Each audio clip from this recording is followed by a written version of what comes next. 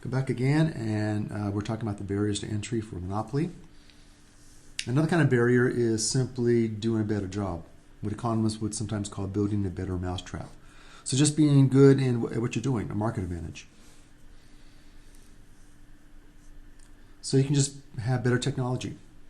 You have good ideas. You can, say, patent some new technology, and when the patents expire, you can still drive your technology further, better than your competitors, and therefore that just allows you to have the upper hand.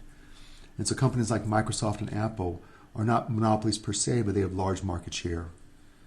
And what they've been able to do is constantly update their products, develop new products that attract customers, and again, they can grab a big share of the market and puts them at an advantage compared to the competitors. You can also just run your company better, just better management. So again, Microsoft, Bill Gates, even though he's no longer in charge of Microsoft, he did a good job. He hired good people. He let them do what they did best. He did not interfere with them, and so just good managing allowed Microsoft to dominate the market. Southwest is now the largest airliner in the country in terms of the number of flights per day. At least they were before the pandemic hit.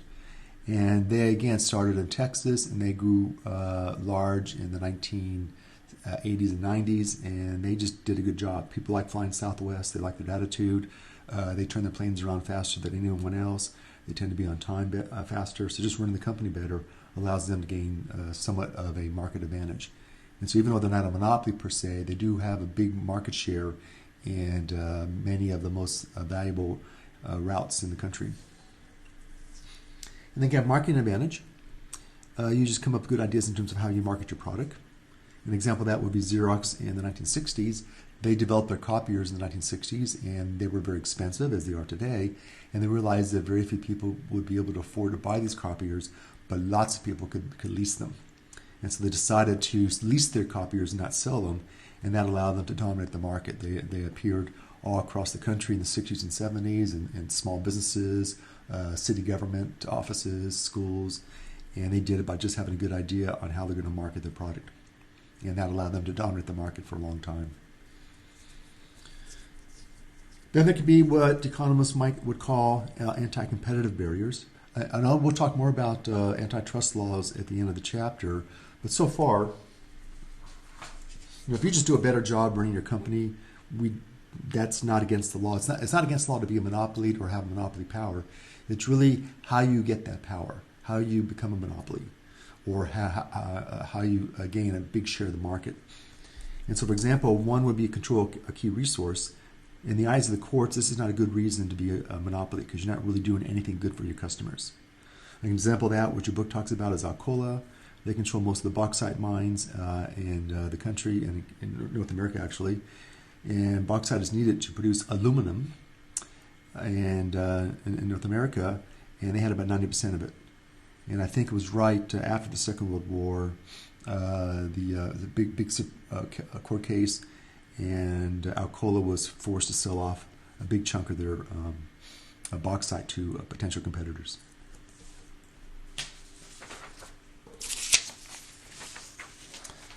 Other anti-competitive barriers would be things like exclusive deals, where a supplier of a particular product telling a retailer you only can sell their product and no one else's.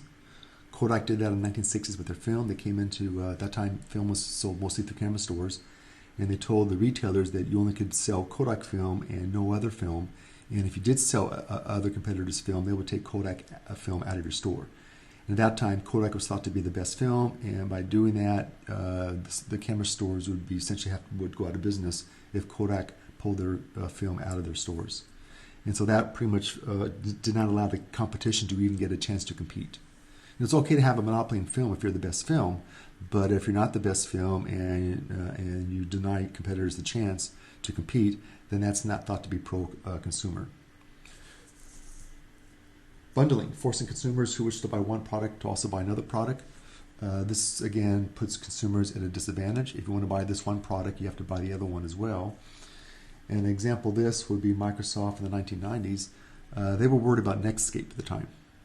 If anyone remembers Netscape, they were the main browser in the 1990s, early 1990s, and Microsoft was very much afraid that Netscape would morph into an operating system to compete with its Windows.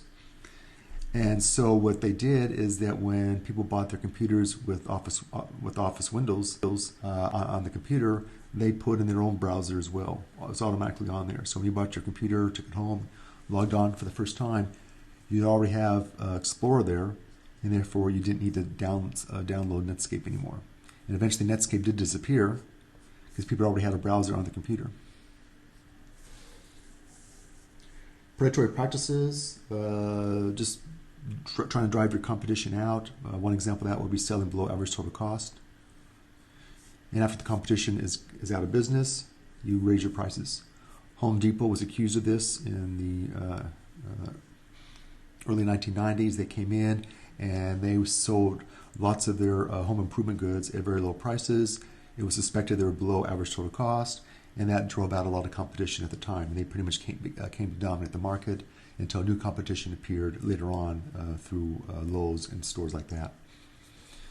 This creates a problem because many times companies do sell things below average total costs, not so much to drive competition out, but just to gain some customers. And that's known as a loss leader. So for example, around Thanksgiving time, they usually have turkeys are sold at grocery stores at very low prices at a loss, and that's designed to get people to come to the store to buy the turkey. And when they come in to buy the turkey, they buy all the other things they're going to use for Thanksgiving dinner. So is this supposed to be a bad thing or a good thing? It's hard to know. And a lot of these things tend to be illegal later on. We'll see that when we talk again about antitrust laws. Forcing price discounts on purchased goods, which your competitors do not get. And for example, that would be someone like Walmart who buys a large amount of goods.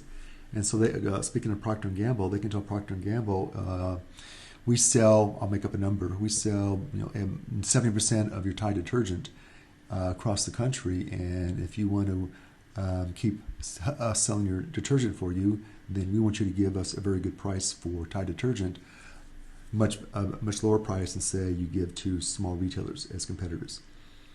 And by doing that, they can undersell their customers and gain market share, which is exactly what Walmart did going back to the last 20, 30 years. U.S. Tobacco was found guilty of engaging in anti-competitive actions. U.S. Tobacco brands include these products here. And they did nasty things. I mean, they did vandalism of display racks and advertising. They stole products from the competitors. They prevented competitors' products from reaching stores. They would disable competitors' vans. They would, play pretty dirty to stop their competitors from even getting their products to stores. And then recently, the Justice Department did file a case against Google, October of 2020, and they accused Google of dominating the browser market online, accused of paying or forcing phone manufacturers to ensure Google is the default search engine on browsers. So if you buy a tablet or a phone and you turn it on for the first time, you would have Google already there as your default browser, and therefore, again, just like what Windows or what Microsoft did with their Explorer, already have it there as the default, in which case then your competitors don't get the same access to those markets.